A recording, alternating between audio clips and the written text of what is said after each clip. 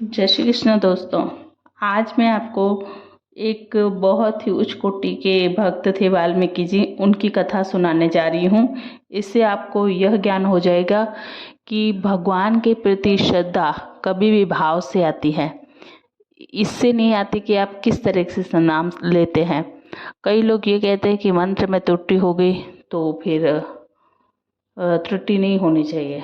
भगवान उसके भूखे नहीं हैं कि आपने किस तरीके से नाम लिया है या क्या किया है। बस भगवान इस चीज़ से भूखे हैं कि आपका उनके प्रति भाव क्या है। ठीक है। शुरू में वाल्मीकि जी एक बड़े भारी डाकू थे। मुसाफिरों को लूटकर अपने परिवार का पालन करना ही उनका व्यापार था। एक समय नारद जी पर अन्य लुटेरों सहित उन्होंने हमला किया। इस पर नारद जी ने उनसे कहा, तू यात्रियों को लूटता है और उनकी हत्या करता है, यह पाप है, यह किस लिए करता है। वाल्मीकि जी ने कहा कि अपने कुटुंब का पालन करने के लिए ऐसा करता हूँ। मुनि ने फिर कहा, तेरी समझ में तेरा परिवार भी इस पाप में शामिल है। उसने उत्तर दिया, क्यों नहीं, जो कोई इस पाप वृत्ति को खाएगा वह अवश्य इसका भागी होगा।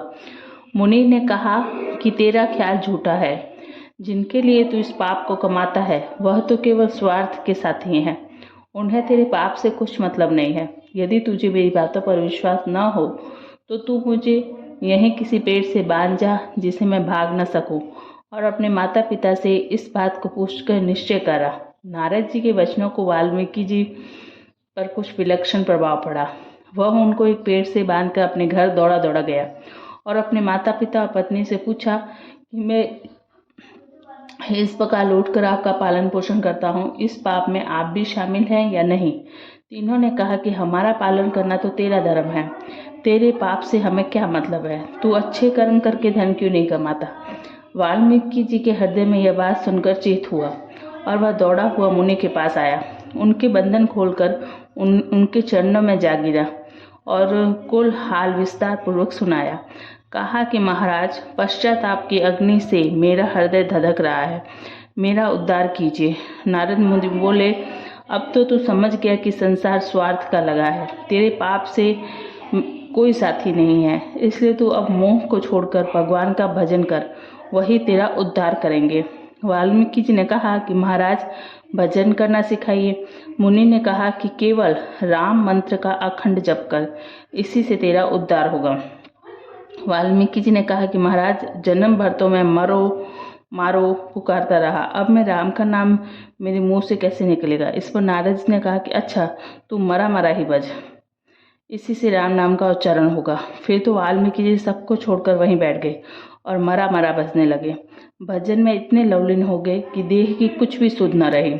शरीर पर मिट्टी जम गई, उसमें चींटियों ने घर कर लिया, किंतु उनको कुछ भी नहीं मालूम हुआ कि क्या हो रहा है। आखिर अनेकों वर्ष बाद देववाणी हुई कि ऋषि उठो, जागृत हो। उसने उत्तर दिया कि मैं तो डाकू हूँ, लुटेरा हूँ, मैं ऋषि नहीं हूँ। फिर आवाज़ सुनाई दी कि आप अब डाकू नहीं हैं, अब आपके अखंड जाप से आपके समस्त पाप नाश हो गए हैं, अब आप ऋषि वाल्मीकि जी के नाम से प्रसिद्ध होंगे। इसके बाद वाल्मीकि जी ने रामायण की रचना की, जो बड़े प्रेम भाव से पढ़ी जाती है। इनका आश्रम बड़ा पवित्र था। भगवान बन जाते समय इनके आश्रम में पधारे थे। सीता जी इन्हीं के आश्रम में रही थी। लव कुश ने इन्हीं के आश्रम में रहकर सब प्रकार की शिक्षा पाई थी। इनके आश्रम में हिंसक जंतु भी परस्पर वैरभाव त्याग देते थे। सत्संग से तथा भगवान की भक्ति से डाकू वाल्मीकि जी से महामुनि ऋषि वाल्मीकि हो गए। इसलिए कहा जाता है कि भगवान भाव के भूखे हैं और किसी चीज़ के भूखे नहीं हैं। दोस्तों, केवल और केवल भगवान का जाप करें, इसी में हमारा कल्याण है। जय श्री कृष्ण।